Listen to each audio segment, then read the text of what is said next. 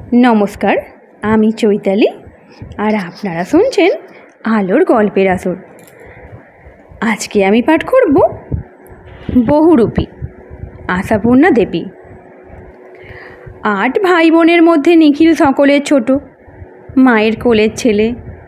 শুধু ছোট বলেই নয়, দাদা আর দিদিদের থেকে বেশ কিছুটা জুনিয়র। কিন্তু কোলের ছেলে বিশেষণটার সঙ্গে যে একটা আদুরে ভাব জড়িত থাকে, নিখিলের ভাগ্যে তার একান্তই অভাব। কারণটা এই, সপ্তম সংখ্যাটিও প্রায় লায়ক হয়ে ওঠার পর হাঁফ ছেড়ে নিঃশ্বাস নিয়ে আর গৃহিণীত্বের কোঠায় প্রমোশন পেয়ে আবার অষ্টমের আবির্ভাব আদৌ প্রীতিকর হয়নি নিখিলের মা বিরজার কাছে। যেন বিবাহিতা মেয়েদের আর বিবাহযোগ্য ছেলেদের সামনে মুখ তুলতে না পারার মতো অপরাধের একটা সাক্ষ্য নিখিল। তার উপর রোগা আর কালো একটা ছেলে, যাকে দেখলে এ পরিবারভুক্ত বলেই মনে হয় না। পরিবারের মধ্যে প্রথম কালো চামড়ার আমদানি করেছে নিখিল। নিজে বিরজা এ বয়সেও, এতগুলি ছেলেমেয়ের মা হয়েও টুকটুকে থুপথুপে বাজার চলতি বিশেষণে লক্ষ্মী ঠাকুরনটি। নিখিল বাদে বাকি ভাই বোনগুলি যেন কাঁচের পুতুলের ঝাড়। ছোট ছোট চোখ, খাঁদা খাঁদা নাক, ঝিকঝিকে দাঁত আর ফুটফুটে রঙওয়ালা গোলগাল ছেলে মেয়েগুলিকে দেখলেই লোকের পুতুলের নামটাই মনে হতো চট করে। ওর বড়দির নামটাই তাই রাখা হয়েছে পুতুল। তাল মিলিয়ে মেজদি আর ছর্দি হচ্ছেন ডলি আর লিলি। সত্যি বলতে কি, এত বড় হয়েও ওদের চেহারার পৌত্তলিকতা ঘোচেনি। প্রতুল, অতুল, অজয় আর অখিল সবই ওই এক ছাঁচের। এদের ভাই বোনদের সকলেরই গালে টোল খাওয়া আহ্লাদে হাসিটা সমাজে প্রায় বিখ্যাত। গালে টোল প্রত্যেকেরই পড়ে, কেবল নিখিল বাদে। ও আলাদা, একেবারে আলাদা, সকলের থেকে বিপরীত। ওর আড়া ছিপছিপে লম্বা চোখ, নাক আর ধারালো চোয়ালের সঙ্গে সামঞ্জস্য রাখা চওড়া কপাল। সামনের দাঁত দুটো হয়তো বা একটু উঁচুই, যার জন্যে ওকে দেখলেই কেমন যেন উদ্ধত মনে হয়। ওর বাহুল্য শ্বাস বর্জিত গালে হাসলে টোল খাওয়ার কথা কেউ কল্পনাও করতে পারে না। তবু শুধু আকৃতির বিরুদ্ধতা এতদিনে এই 22 বছরের অভ্যাসে অবশ্যই ভুলে যেত সবাই, যদি নিখিলের প্রকৃতিটাও না হতো সকলের থেকে বিপরীত। বিরুদ্ধ চেহারা বরং সহ্য হয় না বিরুদ্ধ আচরণ। অথচ 22 বছর ধরে সহ্য করতে হচ্ছে এদেরকে, বিরাজ দম্পতি আর তাদের ভালো ভালো ছেলে মেয়েদের। ওরা যখন ভেতরে ঘুণ ধরা বনে দিয়ানার ওপর জৌলুসিন জড়োয়া আর রিপু করা শালের পালিশ লাগিয়ে সমাজে চড়ে বেড়াতে চান, নিখিল তখন পুরনো স্যান্ডেল আর ঘাড় ছেঁড়া টুইল শার্টে ওদের মুখ পোড়ায়।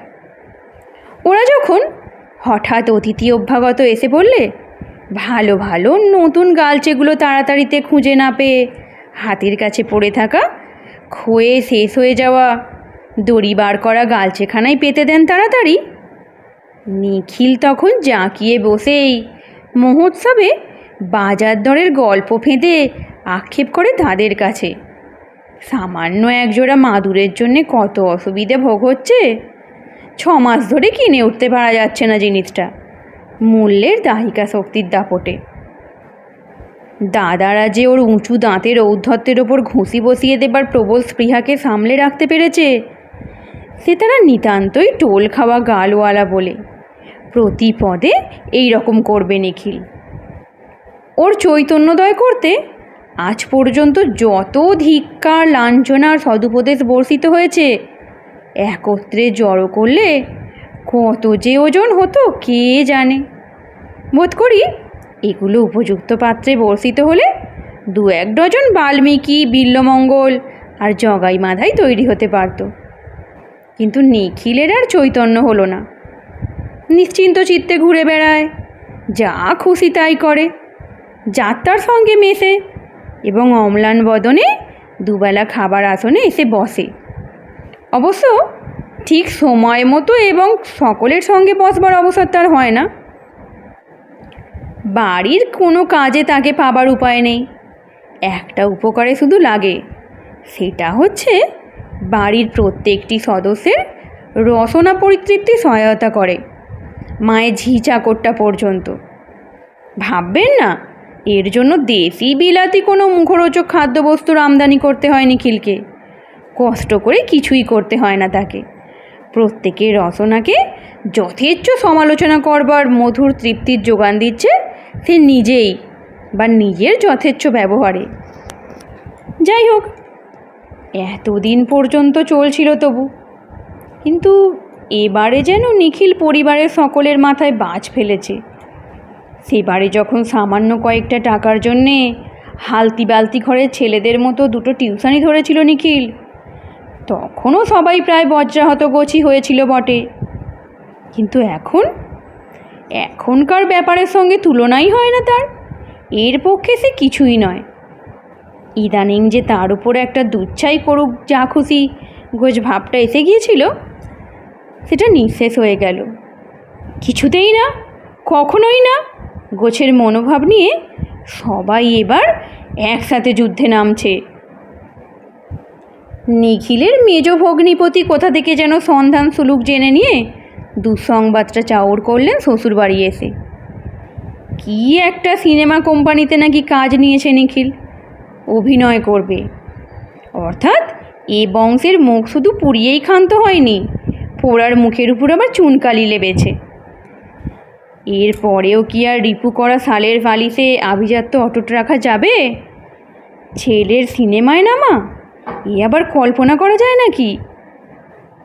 বড় দাদা প্রতুলই এসেছিলেন প্রথম হাল ধরতে। কোনো ভূমিকা না করেই সোজাসুজি বললেন তিনি, তোমার মতলবটা খুলে বলবে আমাদের?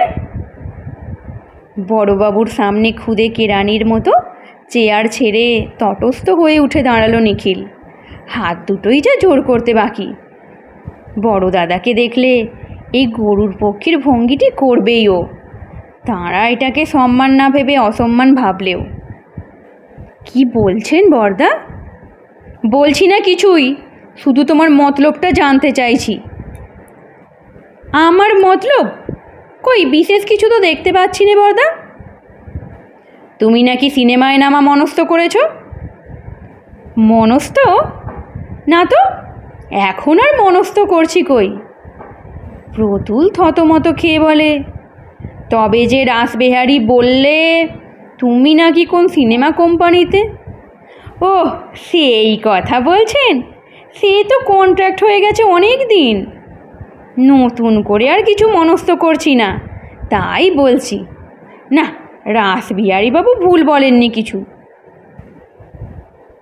গম্ভীর ভারী গলায় দাদা বললেন, তুমি কি ভাবো যত ইচ্ছে যা খুশি করবার অধিকার আছে তোমার? কি যে বলেন বড়দা! সামান্য একটু হেসে ওঠে নিখিল, গালে টোল খাইয়ে নয়, উঁচু দাঁতের ঔজ্জ্বল্যে বলল, অধিকারের গণ্ডিটা কি বিশ্রী ছোট আমাদের, ভাবলে তো মাথা ঘুরে যায়। সামান্য দিয়েই ধরুন, সামনের ওই লাল বাড়ির দরজা দুটো সর্বদাই খোলা থাকে, দেখেছেন তো? ওর চৌকাঠে মাথা গলাবার অধিকার আমার আছে? কোনো দিনই ভাবতে পারি না এমন কথা। ভাবলেই পারো বলে গটগট করে বেরিয়ে যান প্রতুল। আর কথা বলবার প্রবৃত্তি তার নেই। তারপর এলেন বাবা। বললেন, নানা রকমে বংশের মুখ হাসিয়েও আস মেটেনি তোমার? বংশের মুখ হাসাতে পারবো এ আশা কোনোদিন করিনি বাবা। নিজে না হেসেই বলতে থাকে নিখিল। তার জন্যে তো দাদারাই রয়েছেন। বংশের যদি সত্যি মুখ চোখ কিছু থাকে, তাহলে আমার দুর্ব্যবহারে কাঁদাই স্বাভাবিক তার। কথার জাহাজ একটি। তোমার মতো ছেলেরা বায়োস্কোপ থিয়েটার করবে না তো করবে কারা? কুলাঙ্গার হতভাগা। তবে আমার এই সাপ কথা, দুর্মতি যদি না ছাড়ো এ বাড়িতে আর জায়গা হবে না তোমার। নিখিল হাসল। এ বাড়িতে বেশি দিন কারই বা জায়গা হবে বাবা? দয়াল হরিবাবুর দয়ায় যে কটা দিন থাকতে পারা যায়। গিরীন্দ্রমোহন রাগে অন্ধকার দেখেন চারিদিক। চুপি চুপি দয়াল হরি মুক্তারের কাছে বাড়িটা বন্ধক দেওয়ার কথা কাকপক্ষিতে টের পায়নি। আর ও কি না সেই খবর জোগাড় করে আনলো। ছেলে তো নয়, চিরশত্রু। গিরীন্দ্রমোহনের অন্ধকার দেখার ফাঁকে চোখ তুলে একবার বাড়িখানার আপাদ মস্তক দেখে নেয় নিখিল। বাড়িখানা প্রকাণ্ড সন্দেহ নেই, জমি আছে বিস্তর, কিন্তু জীর্ণতার শেষ প্রান্তে এসে পৌঁছেছে। ঠাকুরদার আমলের পর থেকে মিস্ত্রির হাত পড়েনি। প্রাচীন দেহে অতীত মর্যাদার কিছুটা জীর্ণ সাক্ষ্য নিয়ে মৌন মুখে দাঁড়িয়ে আছে। এত অবহেলার প্রতিশোধ নিতে হুড়মুড় করে ভেঙে পড়ে না যে এতদিন, তাই আশ্চর্য। কিন্তু ভেঙে পড়াই উচিত ছিল, নিখিল ভাবে। তাতে হয়তো ভালো হতো ওদের। ওর নোনা ধরা ইটের খাঁজে খাঁজে জড়িয়ে আছে যে নোনা ধরা আভিজাত্য, তাকে জিইয়ে রাখবার চেষ্টা শুধু মূর্খতা নয়, অপরাধ। মর্টগেজের টাকা তো কোনো দিনই শোধ দিতে পারবেন না বাবা, তার চাইতে বেচেই দিন না বাড়িটা। জমির দরেও যদি কেউ নেয়, অনেক লাভ। গিরীন্দ্রমোহন রাগে কাঁপতে থাকেন, সত্যিকারের কাঁপা। কাঁপে হাত, পা, ঘাড়। এই ছেলেটাকে কিছুতেই বরদাস্ত করতে পারেন না তিনি। অজয় যখন মদ খেয়ে অচৈতন্য অবস্থায় ইয়ার বন্ধুদের দ্বারা বাহিত হয়ে বাড়িতে এসে পড়ে, তখনও এমন হাত পা কাঁপে না গিরীন্দ্রমোহনের। কাঁপে না লিলির শ্বশুরবাড়ির ড্রাইভারের সঙ্গে লিলির নামোল্লেখ শুনেও। বাক শক্তি ফিরে পেলে বলেন, টাকা শোধ করতে পারবো না কেন?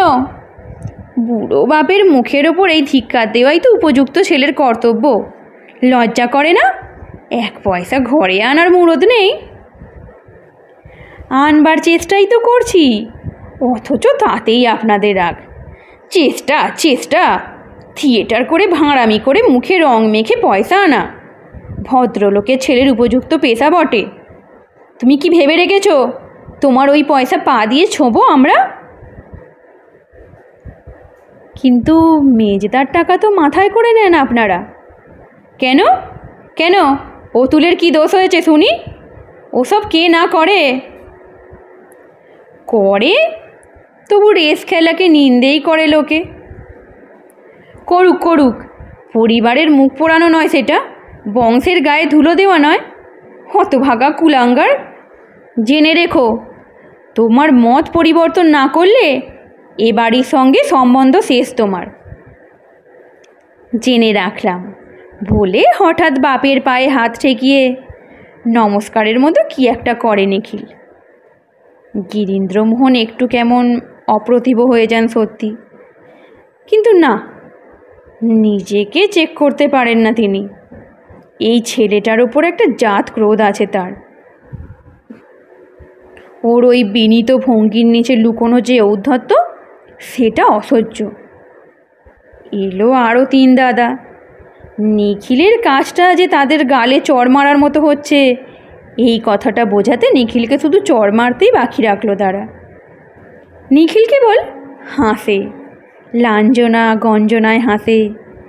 এইটাই সবচেয়ে অসভ্যতা নিখিলের।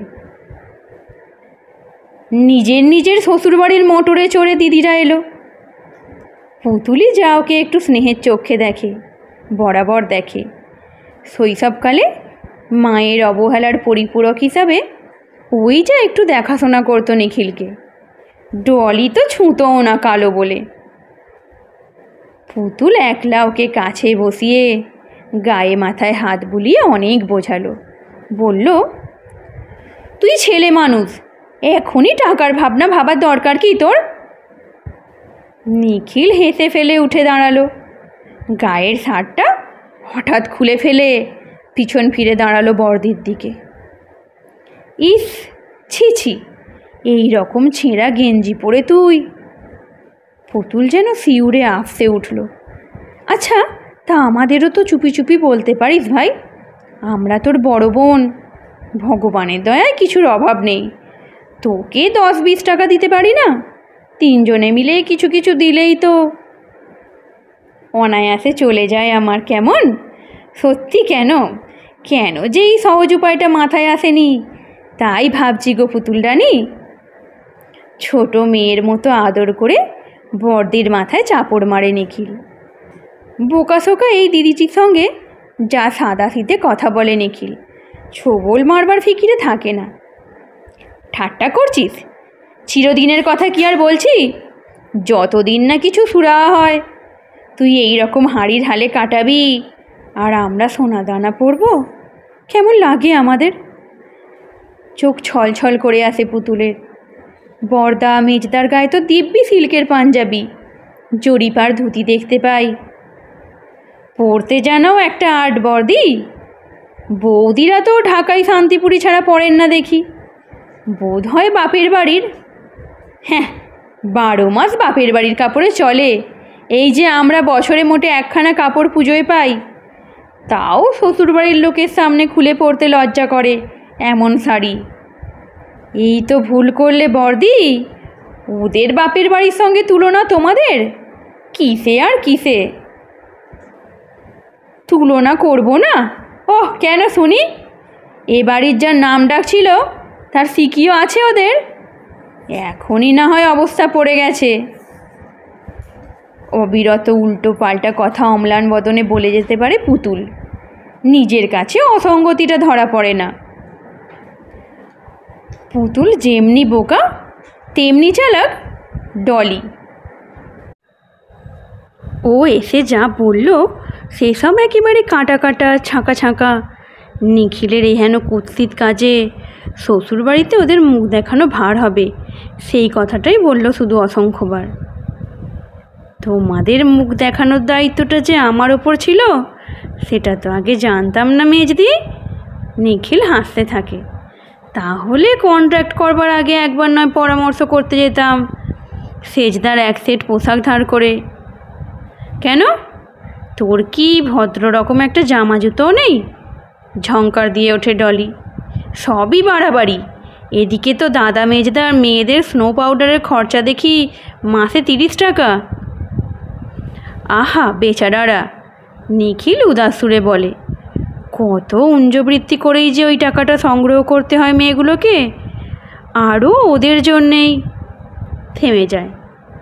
লিলি এসেছে। লিলির কথাবার্তা যেন সুর বাঁধা তারের যন্ত্র। কথা কইতে ভাবতে হয় না, ঠোকর খেতে হয় না ওকে। তুই কি মনে করিস বিশ্রী একটা কিছু করাই খুব বাহাদুরি? কেন যে তুই এ বাড়িতে জন্মেছিলি তাই ভাবি অবাক হয়ে।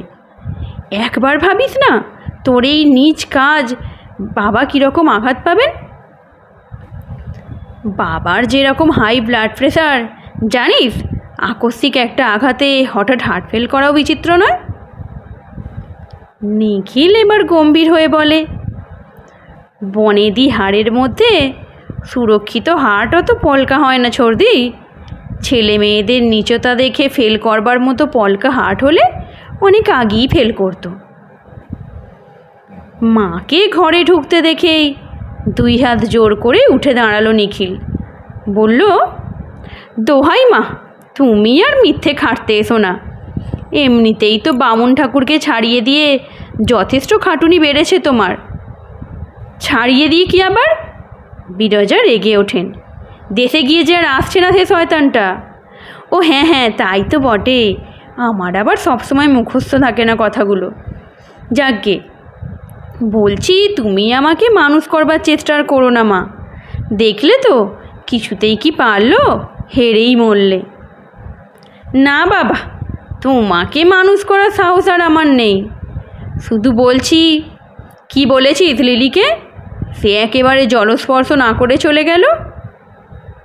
আমি আর কি বলবো, উদাসভাবে বলে নিখিল। বোধ হয় তোমাদের ওই আটার হালুয়া গলা দিয়ে গলবে না বলেই গলাবার চেষ্টা করেনি ছোড়দি। আটার হালুয়া মেয়ে জামাই এলে তাই দিই বুঝি আমি? দাও না, তবুও ভালো। শুনে স্বস্তি পাচ্ছি যে এনামেলটা এখনও জায়গায় জায়গায় আটকে আছে, আগাগোড়া চট উঠে যায়নি। কিন্তু তোমার আদরের ছোটো মেয়েকে আমি কিছুই বলিনি মা। কেউ যদি কিছু বলে থাকে সে বোধ করি ওর আত্মজ্ঞান। তোমার কথার মার প্যাঁচ আমি বুঝি না বাছা, মনে রেখো তোমার দিদিও। শুধু ওইটুকু মনে রাখলে চলবে মা? ওর বরের ব্যাংকের খাতাটা মনে রাখতে হবে না? কলকাতায় কখানা বাড়ি আছে ওদের, কটা গাড়ি আছে ওদের, এসব অমনি ভুলে গেলেই হলো? রাগ করে উঠে যান বিরজা। এক সময় এসে উদয় হন বড় বৌদি। এ ঘরে কদাচিৎ পা পড়ে তার। এই যে আসুন। বিনীত ভঙ্গিতে দাঁড়িয়ে ওঠে নিখিল।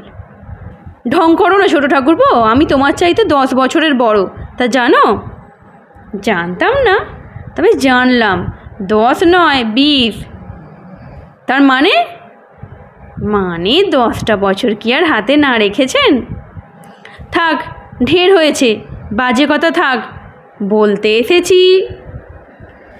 যা বলতে এসেছেন সব জানি আমি, কেন আর পরিশ্রম করবেন? আমি যেন উচ্ছন্নে না যাই, এই উচ্চ বংশের চাঁদ মুখে যেন কালি না মাখাই, পিত্রালয়ে আপনাদের মুখ দেখাবার পথ বন্ধ না করি, ইত্যাদি ইত্যাদি। কেমন তো? হয়েছে হয়েছে। রানু রেখার বিয়ের কথাটা একবার ভেবেছ? কাকা বায়োস্কোপ করে শুনলে ভালো ঘরে বিয়ে হবে ওদের? সেটা না করলেই কি বিয়ে হবে আপনার আশা হয়? হবে না? কেন হবে না তাই শুনি? ওরা কি এতই খারাপ দেখতে? সর্বনাশ, তা বলেছি নাকি? দোহাই আপনার, শুধু বলছি ভালো ঘরের দক্ষিণাও তো ভালো। বাবার না হয় সর্বটর্ব কিছুও ছিল, মেয়ে 3টিকে ভালো ঘরে দিতে শান্ত হয়েছেন, কিন্তু বরদার? ওই জন্যই তো সর্বাঙ্গ জ্বলে যায় আমার। নিজের মেয়েগুলিকে লাট বেলাটের ঘরে প্রতিষ্ঠা করতে আমাদের দফা শেষ করেছেন তোমার বাবা। আমি ওসব জানি না, ভিটে বিক্রি করিয়েও রানু রেখার ভালো বিয়ে দেব আমি। তাহলে এরপর অমল কমলের বউদের রাত দিন সর্বাঙ্গ জ্বলবে। বয়ে গেল। কিন্তু তুমি ছোট ঠাকুরপো, মেয়েদের বিয়ের আগে আর বেলের লাপনা করো না কিছু। এমনও তো হতে পারে তাতেই সুবিধে হয়ে যাবে বিয়ের। অর্থকৌলিন্য বলে একটা কথা আছে তো। কি তুমি ভেবেছ তোমার ওই টাকা পা দিয়ে ছোবেন তোমার দাদা? চেনো না মানুষটিকে? টাকার গায়েও দাগ পড়ে নাকি বৌদি? ঘেন্না ধরিও না ছোট ঠাকুরপো। মেজ বউ সরাসরি কিছু না বলে শুনিয়ে শুনিয়ে বললে, টাকার জন্যে যদি সবই করা যায় দিদি, তো বলুন না ছোট ঠাকুরপোকে, আমরাও স্টেজে গিয়ে দাঁড়াই, তবে সংসারে কিছু টাকা আসুক। এই তো মুশকিল, সেটি হবার জো নেই। অথচ এত চমৎকার স্টেজ ফ্রি আপনারা, আর এমন সুন্দর অভিনয় কুশলী। দেখছেন তো দিদি, ওই জন্যেই তো কথা কইতে যাই না আমি। গুরু লঘু জ্ঞান এ বাড়িতে কারুর নেই আমাদের ওখানে। আমাদের ওখানে মাটি করেছে বৌদি। আমার চাটা হয়ে থাকে তো দিয়ে দিন চট করে, ওখানে দৃষ্টান্ত শুরু হয়ে গেলে উঠতে পারা যাবে না। মেজ বউ রাগ করে চলে গেল। শুধু ভাইজিরা, তারাই যা হঠাৎ চির অবজ্ঞাত ছোটকাকে অলৌকিকত্বের কোঠায় উঠতে দেখে অভিভূত হয়ে পড়েছে। সত্যিকার নিজেদের একটা মানুষের ছবি পর্দায় উঠবে, এটা অলৌকিক ছাড়া আর কি। সিনেমা দেখার অভাবটা যে খুঁজলো, এবার থেকে সেটা সুনিশ্চিত। একটু তোয়াজ করতে পারলে বেশ কিছু আদায় করাই কি যাবে না ছোটকার থেকে? শাড়ি, ব্লাউজ, প্রসাধন দ্রব্য। পুরানো শাড়ি কেটে নতুন ফ্যাশনের ব্লাউজ সেলাই করে, আর মুচিকে বাড়ির মধ্যে ঢুকিয়ে ছেঁড়া জুতো লুকিয়ে সেলাই করিয়ে নিয়ে আর তো চলে না। দুর্বহ হয়ে উঠেছে জীবন। টাকা হাতে থাকলে দেবেই, এ আস্থা আছে নিখিলের ওপর। ওর টিউশনির সামান্য টাকা থেকেই তো তবু দিচ্ছে 2-5 টাকা। চুপি চুপি ছোটকার কাছে এসে পড়ল ওরা। ছোটকা, পাস দেবে তো সিনেমার? এবার কিন্তু পুজোর সময় টিস্যু সিল্কের শাড়ি। টিস্যু সিল্কের পরে যে আরও কত ফ্যাশন এলো গেল ওরা জানেই না। রেস্টুরেন্টে একদিন খাইয়ে দাও না ছোটকা, আচ্ছা আচ্ছা, সব হবে। তিনটে মেয়ের মাথা একসঙ্গে ঠেকিয়ে ঠুকে দিয়ে হেসে ওঠে নিখিল। এই দারিদ্র, এই নিরাবরণ দৈন্য অসহনীয়, তাই এর বিরুদ্ধেই যুদ্ধ ঘোষণা নিখিলের। রসাতলে যা আভিজাত্য, টাকা চাই টাকা, অনেক টাকা। কেরানিগিরির টাকা নয়, স্কুল মাস্টারির টাকা নয়, অনেক বেশি টাকা। ভদ্র অভদ্র যে কোনো উপায় হোক, আনতেই হবে চঞ্চলা লক্ষ্মীকে পকেটে পুরে। কোথা দিয়ে যে কি হয়, চঞ্চলা লক্ষ্মী কোন পথ দিয়ে যে ঢুকে পড়ে, আটকা পড়ে যান কে জানে। কিছুদিন পর থেকেই চেনাশোনা বন্ধু বান্ধব দেখে অবাক হয়ে যায়। হরদম গাড়ি চড়ে ঘুরে বেড়াচ্ছে নিখিল। অতি বিখ্যাত একটি হোটেলে ওর বর্তমান ঠিকানা। নিখিলও যে বিলাসিতা করতে জানে তাতে আর সন্দেহ থাকে না এখন। গিরীন্দ্রমোহনের হুকুম অবিসি ও গোড়ায় মানেনি, বাড়িতেই ছিল। হুকুম মানল সেই দিন, যেদিন প্রতুল ওর মুখের ওপর ছুঁড়ে মারল মেয়েদের জন্যে কেনা টিস্যু সিল্কের শাড়িগুলো। নতুন ওই শাড়িগুলো পরে ছোটকার ছবির প্রথম রজনীতে যাবার কথা ছিল ওদের। শাড়িগুলো ছুঁড়ে ফেলে দিয়ে যাবার সময় প্রতুল বেশি কথা না বলে শুধু ধিক্কার দিয়ে গিয়েছিল। এত বেহায়া মানুষ হয়, আশ্চর্য। সেদিন থেকে বাড়ি ছেড়ে এই হোটেলে বসবাস নিখিলের। লক্ষ্মী তো ধরা দিচ্ছেন, কিন্তু কি করবে নিখিল লক্ষ্মীকে নিয়ে? কত খরচা করবে একা একা? কি হবে টাকায় যদি রেখা, রানু, সিপ্রারা এখনও পুরনো শাড়ি কাটা ব্লাউজ পরে? কি হবে যদি অমল কমল স্কুলে টিফিন নিয়ে যেতে পায় না বলে অসুখের দোয়াই পেরে মান বজায় রাখে সহপাঠীদের কাছে? রাস্তায় ছড়িয়ে ফেলে দিলেই বা ক্ষতি কিসে টাকা? যে টাকায় বিরজার সংসারের নিরুদ্দিষ্ট বামুন চাকরকে ফিরিয়ে আনা যাবে না? আনা যাবে না একটা ডাক্তার শয্যাশায়ী গিরীন্দ্রমোহনের জন্যে? সে টাকা নিয়ে কি করবে নিখিল? যদি টাকার অভাবে বিয়ে বন্ধ থাকে রানুর, অথচ তার টাকা থেকে খরচ করা যায় না এক পয়সা। বাড়ি যাবার ইচ্ছেটা খুব প্রবল নিখিলের। কই তেমন বুঝতে পারে না সে, শুধু গাড়িটা নিয়ে বেরোলেই কেমন ইচ্ছে হয় ওই পথটা চক্কর দিয়ে আসতে। কি সাংঘাতিক রকমের খুশি হতো রানু, রেখা, সিপ্রারা। কি হইচই করতো খোকন, বুলু আর টুলু নিজেদের সত্যিকার নিজেদের একখানা গাড়ি পেলে। শুধু নিজের জন্যে গাড়ি কোনো দরকার হয় নাকি? 2 আনা পয়সা ফেললেই তো চলে যাওয়া যায় কলকাতার এ প্রান্ত থেকে ও প্রান্তে। ঘাড় ছেঁড়া টুইল শার্ট আর কাটি ওঠা স্যান্ডেলেই তো চলছিল দিব্যি। টিফিনের সময় অমল কমলের স্কুলের ধারে যেতে পারলে মাঝে মাঝে খবর পাওয়া যায় বাড়ির। গিরীন্দ্রমোহন যে আর উঠতে পারেন না বিছানা থেকে। বিরজার চোখে ছানি পড়েছে। অজয় বউ ছেলে নিয়ে শ্বশুরবাড়িতে বাস করছে কিছুকাল থেকে। আর অখিলের বউ শোবার ঘরের বারান্দায় তোলা উনুন পেতে আলাদা রান্না করে নিজেরা কয়জন খায়, এসবই কমলের মুখে শোনা। অমল চোখ পাকিয়ে শাসালেও বলে ফেলে কমল।